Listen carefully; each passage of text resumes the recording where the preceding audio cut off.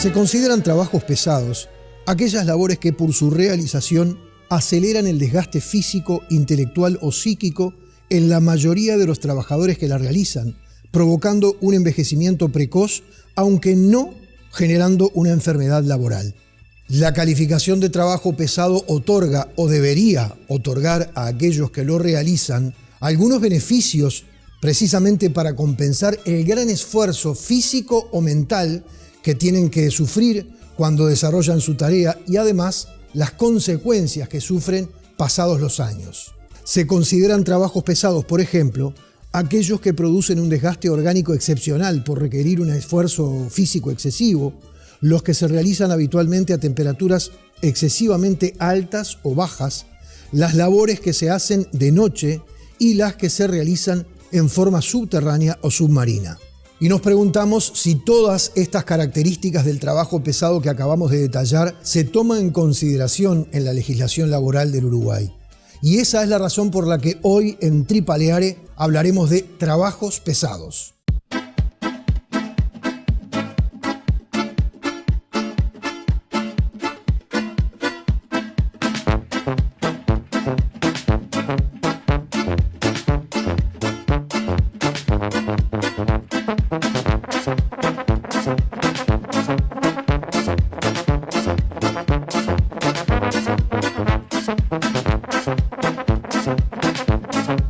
Para el PIT-CNT un trabajo pesado. Vamos a empezar por ahí.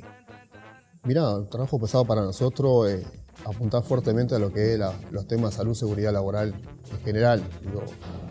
Hoy me toca estar en la Comisión de Salud, Seguridad del PIT-CNT, tener la responsabilidad del Sindicato de la Construcción en lo que tiene que ver en la Secretaría de Salud, Seguridad Laboral, pero aparte integro lo que es la CONASA, que es el ámbito superior en salud, seguridad laboral, donde están los organismos del Estado, el BPS, Ministerio de Trabajo, Banco Seguro de Estado, Cámaras Empresariales, Ministerio de Salud Pública y nosotros los trabajadores del PIT-CNT. Es un trabajo pesado para nosotros, es apuntar fuertemente a lo que es la salud y la seguridad de los trabajadores. Ahí está. Es obvio que la salud y la seguridad de los trabajadores puede estar en riesgo en cualquier ámbito. Uno siempre tiende a pensar solamente en los ámbitos donde se desarrollan trabajos pesados, pero hoy en día hay trabajos de escritorio que traen aparejado o traen como consecuencia muchas veces problemas de salud física o mental a quien lo desarrolla. Pero quiero empezar por el trabajo pesado tradicional,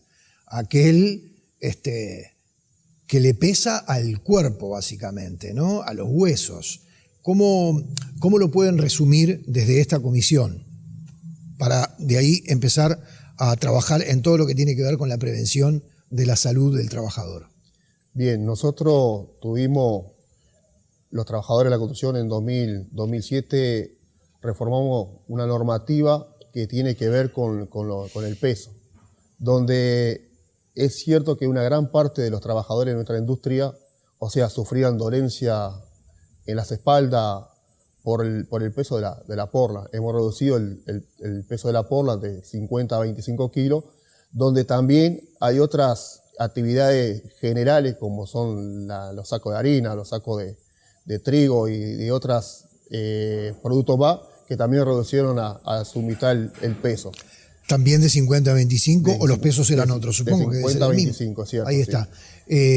O sea que antes del año 2007, los trabajadores que desarrollaban su labor en esas áreas de carga a hombro, tiraban arriba de sus hombros 50 kilos. 50 kilos, sí. Y es cierto también que en 2015 hubo una reforma también en la normativa donde se laudó para los trabajadores que andan con valores, también el peso mínimo de 25 kilos, o sea, los sacos de valores pasan también a 25 kilos. ¿Y antes eran de 50 kilos? No sé el valor. Pero sí ahora se topeó en 25 kilos. Se topeó en 25 kilos. Supongo que esos pesos imponentes que los trabajadores echaban a su espalda o a sus hombros, les debían provocar enfermedades que después las sufrían durante toda la vida. Sí, mirá, ahí nosotros los trabajadores en general sufrimos enfermedades. Durante el periodo que duremos trabajando, que a veces desconocemos. El peso tiene que ver también lo que es el movimiento repetitivo, lo que es el esfuerzo físico que hacen los trabajadores, pero es cierto que una gran parte de lo que tenía que ver en enfermedades profesionales tenía que ver con dolor de espalda, y esto lo hemos reducido. Hoy aparecen otras cuestiones que tienen que ver con otro tipo de enfermedades que no tiene que ver precisamente con el peso. Por ejemplo, hoy estamos permanentemente expuestos a riesgos de materias físicas, en químicos, en varios productos estamos expuestos permanentemente por el avance que ha tenido la tecnología, por el desarrollo que tiene la industria de la construcción, donde hoy se utilizan cientos y cientos de productos, ¿no? Que a veces los propios trabajadores, por el desconocimiento muchas veces, no solicitan la ficha técnica, y eso hace que estemos permanentemente a diferentes riesgos, a diferentes factores de riesgo. Y es cierto, y está bueno comentar esto, la Organización Internacional del Trabajo, este año precisamente en abril, ¿no? Sacaba un informe de que en el mundo hay más de 2.300.000 personas que sufren, que mueren en el año, y a veces desconocen cuáles son sus causas de muerte, y ello lo vincula más del 80% con enfermedades causadas por el trabajo. A veces cuando hablamos que algún amigo, un conocido muere por determinada enfermedad, bueno, es producto de una serie de vidas en su trabajo, de actividades que están expuestas a determinadas situaciones. Bien, ¿cuál es la normativa que protege precisamente a los trabajadores de labores que los exponen a riesgos de salud, o de vida, o de muerte? Sí, mirá, nosotros en la construcción tenemos el decreto 125/14, que lo modificamos en 2014, donde tenemos hoy 427 artículos, donde ratifica también un convenio internacional que es el 167, ¿no? Pero, bueno, apunta fuertemente a las condiciones generales de la obra, que deben estar en perfectas condiciones. Habla también de la capacitación para todos los trabajadores, inclusive hasta para los mandos medios. Pero en general después hay otros sectores de actividades, como son los establecimientos, lo que son fábricas o comercios, se rigen por la normativa, el decreto 406, que también comprende un montón de cosas, pero es una norma que es del año 88, que es vieja aún. O sea, hemos modificado, cuestión del año pasado, hemos modificado algunos de sus artículos, pero todavía seguimos con una norma que para nosotros es bastante vieja. En algunos otros lugares, que hablaba en escritorio, donde que trabaja la oficina y todo, se rige por una normativa que es los call centers, o sea, ese decreto que tiene para cuál sería la silla adecuada, todas esas cuestiones, probablemente las pausas que tiene que dar el tipo que está permanentemente detrás de un teléfono o detrás de un micrófono o algo así por el estilo, tiene que tener determinadas pausas, tiene que tener determinadas condiciones. Eso es otro decreto diferente, pero hay varias normas que rigen en general para la salud y la seguridad de los trabajadores. Es cierto que hoy existe, o sea, tuvimos una reforma en 2010 que tiene que ver con las enfermedades profesionales, que teníamos de 29 enfermedades profesionales, en 2011 pasamos a tener 104 enfermedades profesionales, que comprende una serie de un montón de cuestiones, o sea, todo lo que decía anteriormente sobre las exposiciones que estamos permanentemente al ruido, al contacto directo de la piel de diferentes productos, y otras cuestiones más que tienen que ver con el movimiento repetitivo, tiene que ver un montón de cosas. Estamos tratando de ir de lo general a lo particular, porque estabas hasta ahora hablando en líneas generales, pero sí has nombrado algunas cosas sobre las cuales vale la pena detenerse. Recién decías el ruido. Parece ser que es algo que soslayamos y que no nos damos cuenta de que realmente puede perjudicar a nuestra salud desde varios puntos de vista. En este ámbito en el que estamos en una fábrica que por lógica está llena de ruidos, en este momento mucho menos de los que habría si todas esas máquinas estuviesen encendidas, ¿verdad? Pero lo cierto es que el ruido es un elemento que desde hace algún tiempo, como vos acabas de decir, ha sido tomado en consideración como agresivo, como nocivo para la salud humana. ¿Cuáles son las regulaciones? No te pido que me digas las normas de memoria, pero más o menos, ¿qué es lo que dispone la normativa laboral para proteger al trabajador de los ruidos, de la contaminación auditiva? Bien, mirá, ahí lo que es cierto de que está permitido hasta 80 decibeles, ¿no? de sonoras, de ruido, ¿no? Y después, en todo caso, en algunos casos puntuales, donde se haga una tarea que pase ese nivel de ruido, tiene que tener determinadas protecciones. Hay diferentes protecciones, depende o sea, cuál es el volumen de ruido, pero hay orejea, hay diferentes circunstancias, hay protecciones colectivas donde el ruido lo sacan por algún lado, depende de esta fábrica, indudablemente que tiene un montón de maquinaria, indudablemente que si esta maquinaria no tuviera una salida de sonido por algún lado, indudablemente sería un caos laboral acá adentro, más allá de la protección que vayamos a utilizar personal, ¿no? Indudablemente si no tuviera una protección colectiva, indudablemente que esto sería bastante complejo para el que trabaja acá adentro, termina con una enfermedad ocupacional, o sea, a lo largo de nuestra vida terminamos casi, no sordos, pero terminamos con poca audición. Está claro. Hablaste puntualmente del ruido, hablaste puntualmente del peso y la reducción que por ley se produjo a partir del año 2007, y también nombraste al pasar el aire, porque naturalmente que hay lugares tóxicos, ya sea por los productos que se utilizan o por una cantidad de razones que caracterizan a ese trabajo puntual. En este caso, ¿cuáles son lo que establece la normativa para la protección de la respiración, del aire, de la vía aérea del trabajador?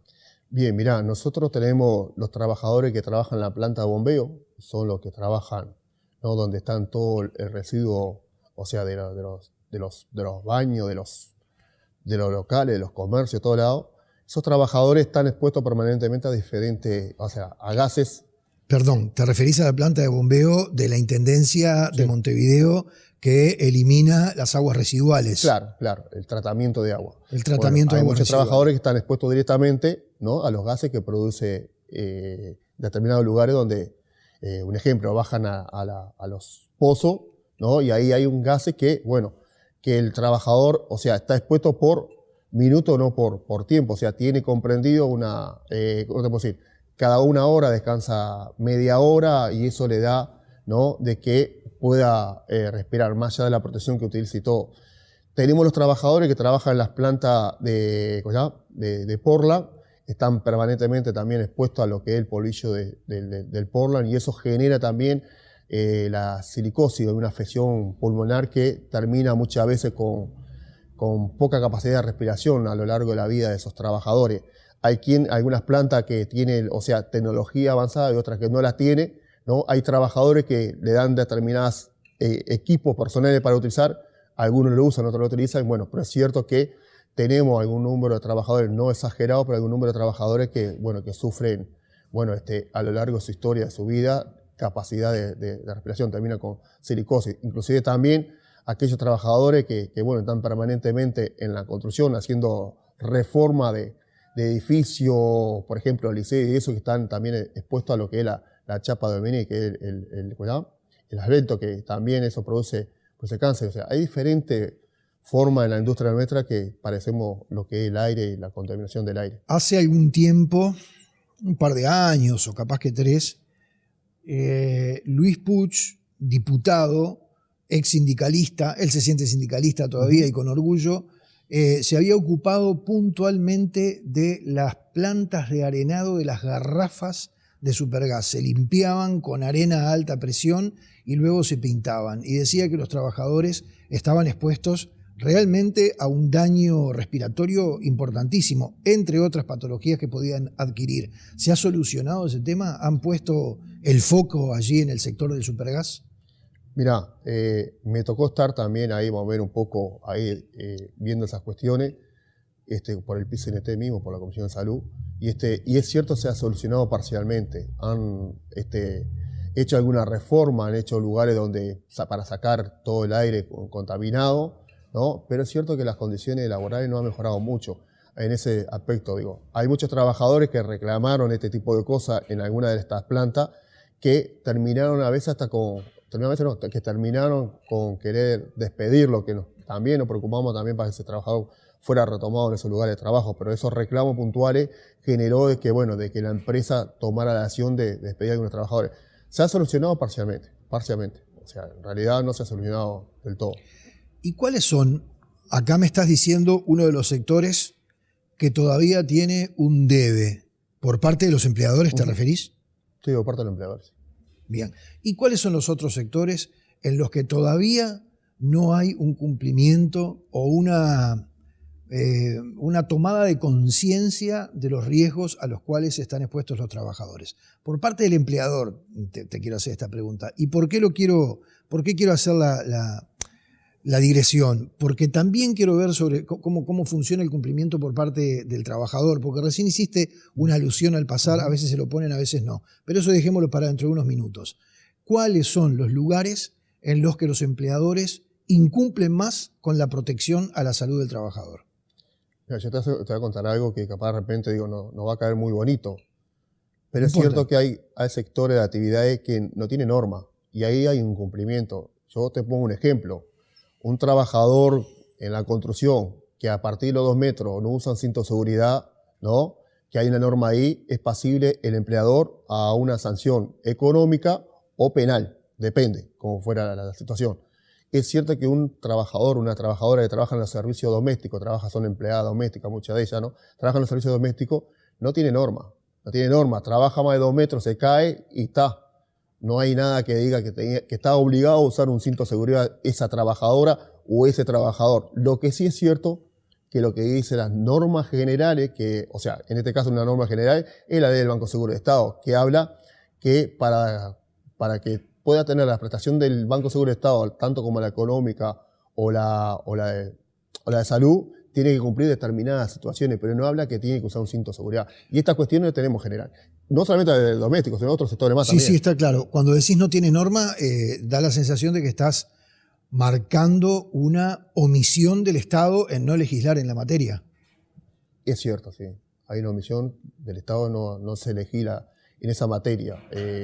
Lo que hay la ley 5.032, que es muy general, pero cada sector de actividad tiene su normativa especial para ese sector. Yo te decía anteriormente, los que trabajan en establecimiento, en comercio, los que trabajan en fábrica, tienen una normativa que es un decreto que es el 406.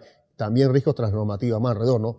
El que trabaja en la construcción tiene el 125 más otra normativa más. El que trabaja que son claras, específicas. Claro. El empleador sabe a qué atenerse. Claro. ¿Sabes por qué te pregunto esto? Porque eso mismo que vos estás diciendo de carencia de norma es el argumento que expusieron los empleadores cuando se discutió la ley de responsabilidad penal del empleador, porque decían, pero ¿y a qué nos tenemos que atener? No sabemos, es un delito en blanco, como un cheque en blanco, no sabemos cuál es la conducta de la cual nos tenemos que cuidar, porque precisamente había muchos empleadores que pertenecían a sectores donde no había una norma específica que señalaba cuáles eran los elementos de protección que tenía que proporcionarle a su empleado. ¿Sigue sucediendo eso? Claro, por eso te cuento. Nosotros fuimos impulsores de esa ley, ¿no? O sea, junto con todo el movimiento sindical, pero la construcción puntualmente fuimos impulsores de esa ley. Es cierto que aquel trabajador, te pongo el mismo ejemplo, que está expuesto a la altura a partir de 2 metros y no le dan el cinto para protegerse, cualquier ciudadano que vea esa situación se ve que se está cometiendo un delito y puede denunciar y hay una responsabilidad penal quien ejerce el poder de dirección ahí. Exacto, por la ley de responsabilidad penal del pero para la empleador. trabajadora o el trabajador que trabaja en una casa familia, una empleada doméstica o un empleado doméstico que trabaja en un servicio de limpieza, no tiene norma. Entonces digo, no hay un delito ahí, más allá que esté expuesto al riesgo. ¿No hay un delito o hay un delito y el empleador, acá me voy a poner del otro, yo no tengo por qué estar ni de un lado ni de otro, pero digo, en este caso puntualmente sí me voy a poner del lado del empleador. ¿No hay un delito o hay un delito porque el empleador está cometiendo una conducta ilícita pero que no sabe exactamente cuál es? Porque si no hay nada que le diga cuáles son los elementos de seguridad que le tiene que dar a su trabajador, entonces evidentemente está como en un estado de indefensión. Hay una omisión de falta, ¿no? del propio empleador, ¿no? Pero no hay un marco legal ahí que establezca que para ese trabajador o esa trabajadora que está trabajando a más de 2 metros de altura, que está en un balcón, no tiene un cinto para protegerse, no tiene ninguna responsabilidad ahí, porque no hay una norma específica que diga que ese trabajador... ¿Vos decís que no se le aplicaría la ley de responsabilidad penal del empleador? No se le aplica, no. En ese caso no. Bien.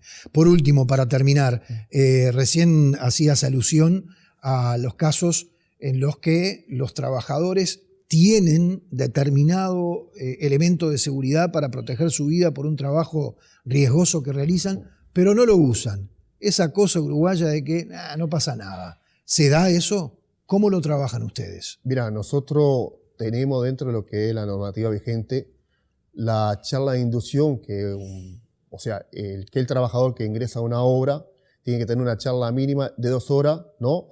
O sea, comentándole el técnico profesionista a los riesgos que están expuestos en la tarea que va a desarrollar. Tiene 2 horas. Cuando cambia etapa de obra, lo mismo, tiene 2 horas más. O sea, un ejemplo, estamos en fundición, vamos a trabajar en altura, bueno, me tienen que dar una charla de 2 horas. Y con todo eso, o sea, los riesgos que están expuestos a los trabajadores, también se le da la charla sobre las herramientas, o sea, o los implementos de uso colectivo personal que tiene que tener el trabajador. Igual nosotros, dentro ¿Cómo de está el nivel de cumplimiento? Es ahí donde quiero poner el cuando foco. hay un incumplimiento. No, digo, en líneas generales, porque Sí. no nos da el tiempo para hablar Sí. de casos puntuales o de sectores puntuales. ¿Cómo está el nivel de cumplimiento por parte de los trabajadores a la hora de usar los instrumentos de seguridad que el empleador le proporciona porque lo obliga la ley? Mira, nosotros pensamos que estamos muy bien. Hacemos, no sé, por ejemplo, en 2014 teníamos casi 6.000 trabajadores que iban al Banco Seguro de Estado, ¿no? Muchos de ellos con caída del mismo nivel o de diferentes niveles, ¿no? O sea, el porcentaje es muy importante, andaban en los 30% de caída de diferentes niveles, y hoy tenemos apenas 2.900 trabajadores que van al Banco Seguro de Estado. O sea, si bien la población bajó de 2014 a 2017 en cantidad de trabajadores reconocidos por el EPS, ¿no? Pero el porcentaje es mucho menos, ¿no? De lo que van al Banco Seguro de Estado de lo que bajó el porcentaje del registro del EPS. Y es cierto que el índice de porcentaje de caída del mismo nivel y eso ha bajado también. O sea, hoy estamos en un 7,3% de que, bueno, trabajadores se caen del mismo nivel y eso. Y eso hace que tenemos un plan educativo que arranca de los fondos sociales de la construcción, donde tenemos un fondo en común con los empresarios, que es el FOCA, donde están la capacitación para todos los trabajadores en materia de salud y seguridad, lo que tiene que ver con los temas, los usos de implementos de usos personales, colectivos, a qué están expuestos los trabajadores, ¿no? Pero también dentro de la obra mismo, más allá de lo que tengamos de los fondos del FOCA de capacitación, tenemos también la charla de inducción para todos los trabajadores, o sea, de cuando cambia de etapa de obra o viceversa. Bien, te agradezco por haber estado, ¿eh? Bien.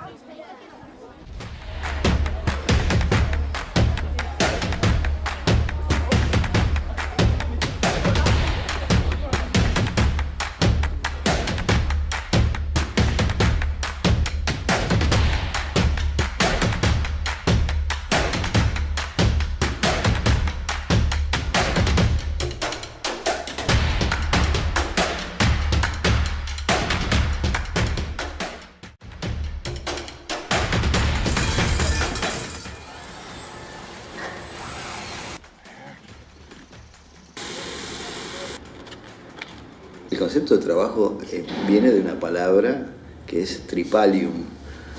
Tripalium, que se dice, un instrumento de tortura. El barro, el agua, el agua, la lluvia, el sol. Yo era rubio, mirá cómo quedé. Se gastó 932. Pero somos revoltosos por una buena causa. Y porque no nos dejamos meter en... 8 horas para trabajar, 8 horas para descansar, y las otras 8 horas para poder divertirse y amar. Reales con los amigos, siento fieles en el amor. Lamentablemente, desde el PCNT ha sido un semillero de compañeros que han traicionado a la clase trabajadora. En vez de discutir con la patronal, con el empresario, con el enemigo de clase, vamos a discutir con la barra. Ha pasado de todo después de la Unión Soviética.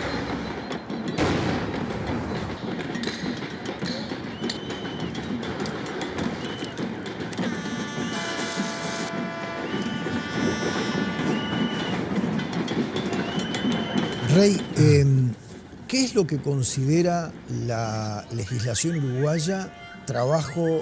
Vamos a empezar por trabajo pesado, porque hay varios conceptos, ¿no? ¿Existe el concepto de trabajo pesado?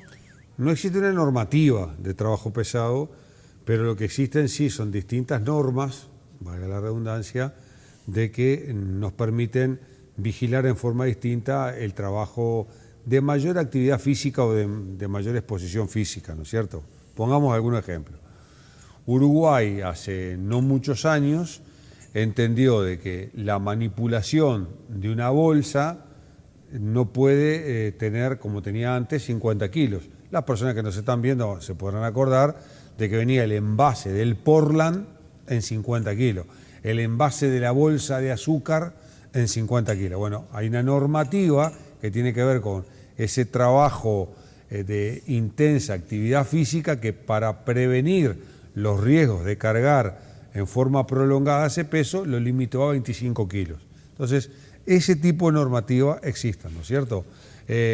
Otro ejemplo bien interesante de cómo hay una normativa y cómo hay que buscarle la vuelta a estas cosas. Mirá, uno de los trabajos que es notoriamente un trabajo pesado en la consideración de cualquiera es cargar las garrafas, sí, ¿no es cierto? Sí. La garrafa de 13 kilos, muy bien, ¿tá?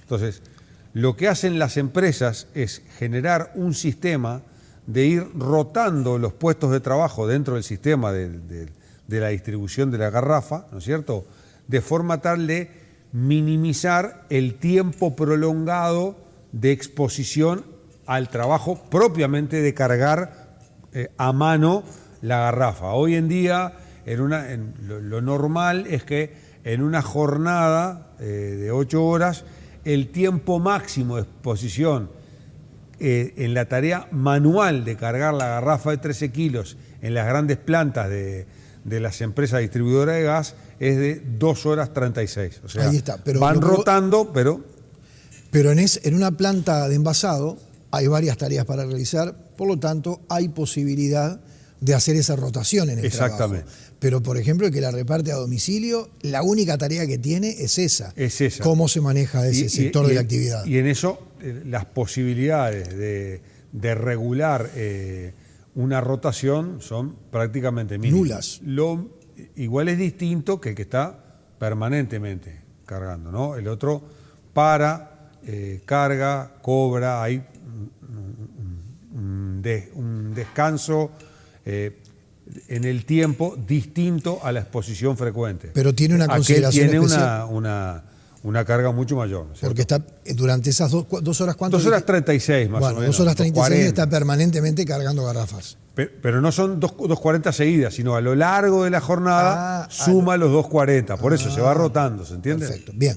Y en este caso, aquellos que reparten el supergas a domicilio, ¿hay algún tipo de consideración especial, normativa especial para la labor que desarrollan? El del peso de la garrafa, inclusive tenemos que ir tendiendo a la incorporación paulatina de tecnología que minimice el peso del envase. Hay una de las empresas distribuidoras que incorporó voluntariamente un envase muy liviano, ¿no? Y tal vez intentan por esa vía también tener un nicho de mercado para que el propio traslado dentro del hogar, ¿no es cierto?, le sea más cómodo al cliente. Pero no hay una normativa obligatoria de ir hacia eso, entre otras cosas, porque una cosa es ponerse de acuerdo en que de que una garrafa liviana es mejor que una garrafa pesada, distinto es quién tiene que pagar el costo. Hoy en día, el costo de ese cambio está del lado del cliente, ¿se entiende? Sí. Entonces, cuando tú tenés un mercado de ese tamaño, con los clientes que ya hicieron esa incorporación, hay que pensar en un plan gradual y paulatino para ese tipo de sectores. Pero se está pensando en que en algún momento las garrafas livianas, estamos hablando del envase, porque el gas pesa lo mismo. Exactamente. Ahí está, las garrafas livianas sean obligatorias para todas las empresas distribuidoras. La idea es que el peso total no supere los 25 kilos, que la inmensa mayoría hoy ya están en eso, ¿no es cierto? El peso de la garrafa más el peso de la carga no supere el peso de los 25 kilos, que era como habíamos comenzado la conversación. El bajar de 50 a 25 puse el ejemplo del Portland y el azúcar y está en proceso de completarse en otros sectores como el gas, por ejemplo. Pero no está pensado que sea la garrafa liviana la que... No porque el máximo admitido es del 25 kilos. ¿Y cuánto está pesando hoy la garrafa cargada? La inmensa mayoría pesan un poquito menos, pero hay algunas de las garrafas más viejas que pueden llegar a pesar 26, 27. Uh-huh. Bien, seguimos hablando de trabajo pesado, más allá de que, como vos decías al principio, no hay una normativa directamente enfocada hacia lo que es el trabajo pesado. De cualquier forma, sí hay tareas que desarrolla la Inspección General del Trabajo y la Seguridad Social para controlar precisamente el trabajo pesado. ¿Cómo la desarrollan? Porque estamos hablando por ahora de la parte física. Sí, después vamos a ir a lo insalubre, también vamos a ir a lo psíquico. Como decías vos al principio, es difícil de explicar en un rato, en una entrevista de televisión. Pero bien, ¿cómo trabaja la Inspección de Trabajo en general? Tenemos, grosso modo, dos tipos de inspecciones. Las que el insumo es la denuncia. En el Uruguay más o menos hay entre 3.300 y 3.500 denuncias por año de condiciones de trabajo. De esas 3.500, la mitad corresponden al salario, seguridad social, informalismo, pago en fecha, para poner un ejemplo, ¿no? Es lo que nosotros llamamos condiciones generales de trabajo. Hay un 35% que tiene que ver con salud y seguridad en el trabajo, que van desde el andamio hasta el trabajo pesado, como tú planteabas, o hasta el vestuario. Esto es lo que llaman las condiciones ambientales de trabajo. Y hay un 15% que son las que tienen que ver con represión sindical, acoso sexual y acoso laboral, los derechos fundamentales. Y todas estas denuncias forman más o menos el 50% de las inspecciones que se realizan. El resto de las inspecciones son planificadas. ¿Por qué? Porque la normativa le permite al Ministerio de Trabajo que, a pesar de que no exista una denuncia, concurrir a un establecimiento, concurrir a una empresa y fiscalizar la normativa laboral, desde el salario hasta las condiciones ambientales, toda la normativa laboral. ¿Cómo accede un equipo inspectivo a un lugar que es propiedad privada? Libre acceso, pública o privada. Bien. Hay obligación. Bien. ¿Y qué sucede en el trabajo doméstico? En el trabajo doméstico hay una ley específica, que es la ley 18.065, en la que la inspección trata de evitar el acceso, porque lo importante es recabar la información. Si en el ejercicio de esa fiscalización se requiere el acceso, ahí pueden pasar dos cosas: que lo habilite el empleador o que no lo habilite.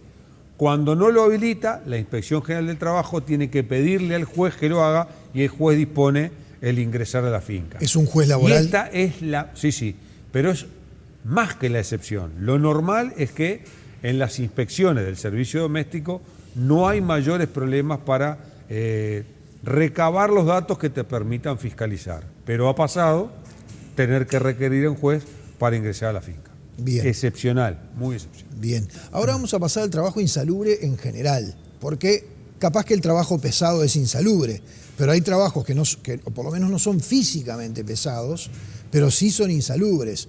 Antes de empezar a grabar esta entrevista, te preguntábamos, ¿cuáles son las enfermedades nuevas que tienen que ver con el desarrollo del trabajo de los seres humanos hoy en día?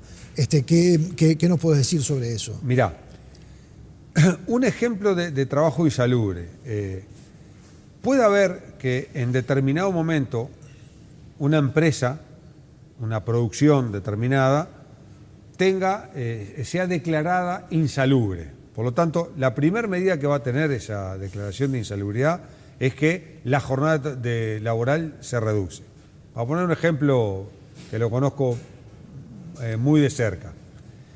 En la década del 80, los trabajadores de UTE reclamamos la insalubridad en la fábrica de columnas, en la fábrica que produce las columnas del alumbrado público. Ahí va. Luego de todo ese proceso se decretó la insalubridad, lo que obligó a que la empresa tenía que mantener, en el caso de la UTE, tuvo que mantener el salario de los trabajadores. En vez de 8 horas se trabajaban 6, mientras se hacían todas las otras cosas. Esto es lo bueno de la insalubridad, que puede ser transitoria. Hay algunas actividades que es muy difícil y por lo tanto se decreta el trabajo de 6 horas por la insalubridad. La salud es un ejemplo muy claro, ¿no? El trabajo en la salud, que no es pesado, como tú decías. Pero lo importante es que puede haber, como hay, una normativa en la que hoy es insalubre, se toman todas las otras medidas y se levanta la insalubridad. Esto es lo ideal. ¿Por qué?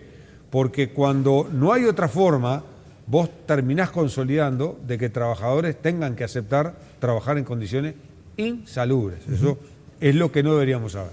Después, la otra cosa que hay gente que, porque son temas técnicos, ¿no es cierto?, confunde la insalubridad con la actividad bonificada. ¿Qué es una actividad bonificada? Actividades que a los efectos jubilatorios me van a computar tantos años de trabajo en forma distinta. Por ejemplo, mientras que todos los trabajadores tienen que tener 60 años de edad y 30 de trabajo, ¿tá? Bueno, en las bonificadas se tiene, según el grado, menos años de exigencia para acceder a la jubilación.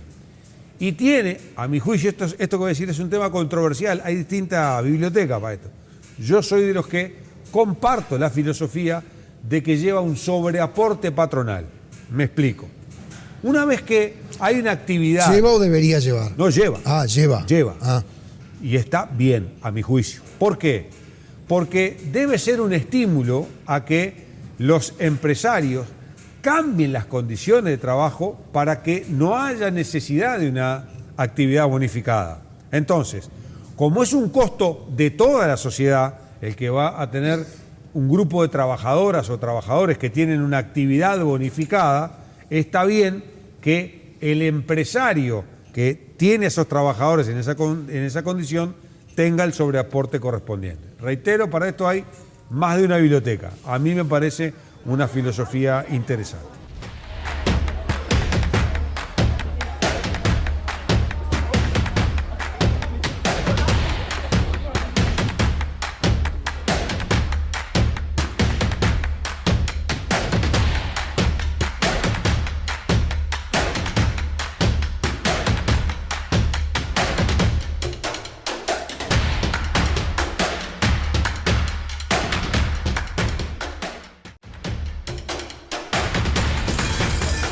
Definición de trabajador. Alguien que hace un trabajo a cambio de un salario. Pero ¿acaso hacemos lo que hacemos solo porque es a cambio de un salario? Hay algunos que van a responder que sí, que si no les pagaran no harían lo que hacen. Sin embargo, hay muchos otros que van a responder que no, que aman lo que hacen. El ciclismo duele. Duele más mentalmente que físicamente. Físicamente duele, pero mentalmente hay que estar muy fuerte para poder resistir, por ejemplo, una Vuelta al Uruguay 10 días de competencia. El amor propio de uno mismo que tiene dentro que lo lleva a resistir cualquier cosa.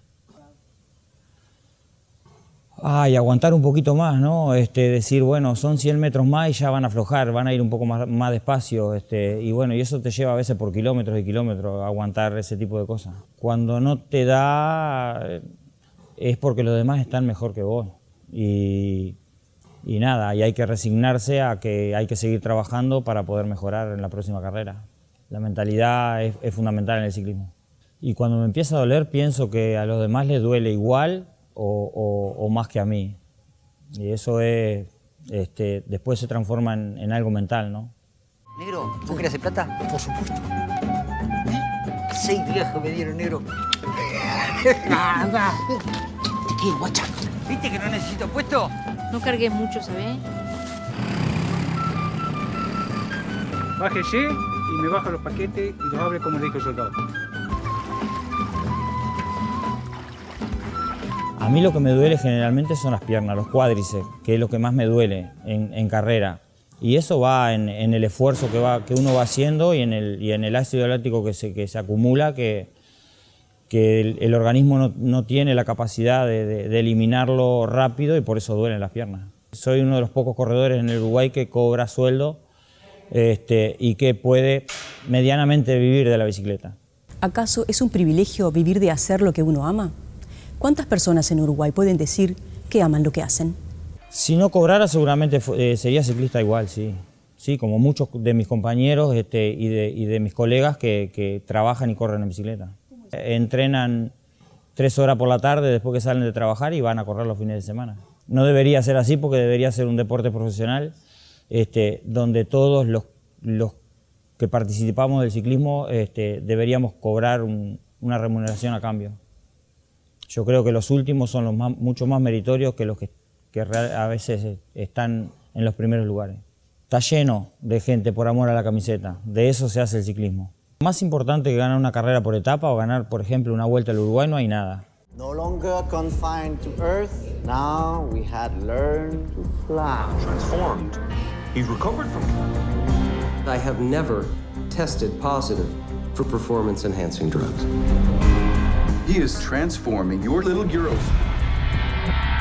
No es ético tampoco ganarle a cualquier precio a un colega, ¿no? Me parece que la ética hay que mantenerla.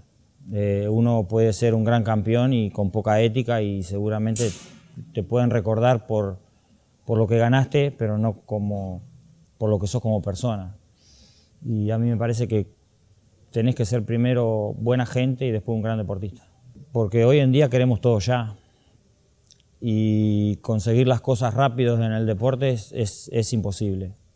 Lleva mucho trabajo, mucho sacrificio, esfuerzo y sobre todo los grandes logros vienen a largo plazo. Los jóvenes hoy en día no lo tienen claro y a mí me parece que si no consiguen logros a corto plazo se frustran y dejan de hacer la actividad que hagan, ¿no?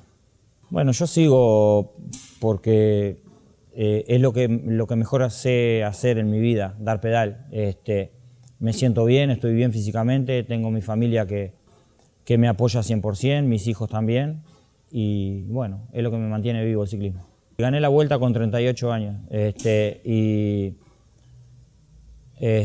y ha sido mi triunfo más importante. Ganar la Vuelta al Uruguay, uno queda en la historia grande del ciclismo de su país, queda en los libros y eso es importante. A mí el ciclismo me lo ha dado todo. Me sacó de una situación complicada en mi ciudad natal, en Flores, de chico, y me lo ha dado todo. Todo lo que tengo me lo ha dado el ciclismo.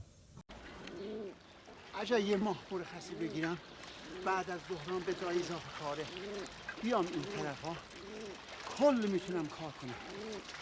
علی جون ما وضعمون انشالله خوب میشه. همه چی میخرم. یه موتور میخرم، یه کمد میخرم، یه اتو برای مادرت، یه یخچال بزرگ. شاید خونه رو هم عوض کردیم، رفتیم یه خونه بزرگ اجاره کردیم. خلاصه همه چی میخرم. یه کفش برای زهرا بخر. اون چیزی نیست، برای تو هم میخرم. کفش زهرا رو زودتر بخر. آخه کفشش پاره شد.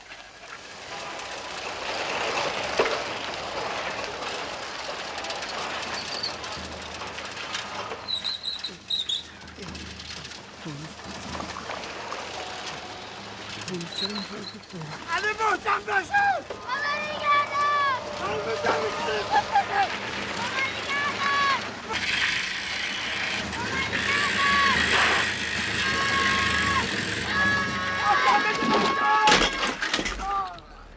Yo he dejado todo por la bicicleta. Nada me ha desviado del objetivo que me he puesto en mi vida, que es ser ciclista. Entonces siempre prioricé el deporte ante cualquier otra cosa. He tenido muchas oportunidades para hacer otra cosa, ganar más dinero o lo que sea, y las he desechado. Es amor por lo que uno hace, es tal cual eso. ¿Cuáles son los sectores más difíciles de controlar? Bueno, según lo que... las dos cosas son o formalismo o salud y seguridad. En informalismo, el rural, servicio doméstico, aún dentro de los avances, porque en el doméstico estamos hablando de que en el 2006 había 43.000 cotizando al BPS y hoy hay 75.000, pero aún valorando mucho lo conquistado, rural, doméstico son los sectores de mayor informalismo. El pequeño comercio y la pequeña obra, esto es en informalismo lo más notorio. El informalismo tiene un problema en estas actividades y tiene una dimensión territorial que lo complejiza. Esto es, Si vos vas a ver a todas las personas que trabajan en el Uruguay, 1 de cada 4 no cotiza a la Seguridad Social, en todo el Uruguay.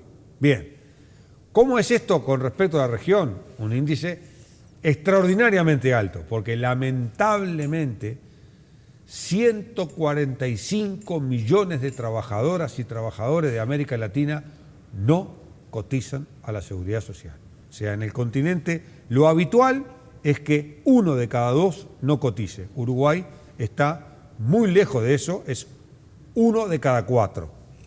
Ahora bien, dentro de los que no cotizan están los cuentapropistas y los trabajadores asalariados. El cuentapropista es el típico, el sanitario, el electricista que trabaja él haciendo los trabajos para una empresa o para una casa, ¿tá? Para poner ejemplos claros. Dentro de los asalariados, ahí baja, o sea, es mejor el índice, es 1 de cada 7 no cotiza la Seguridad Social.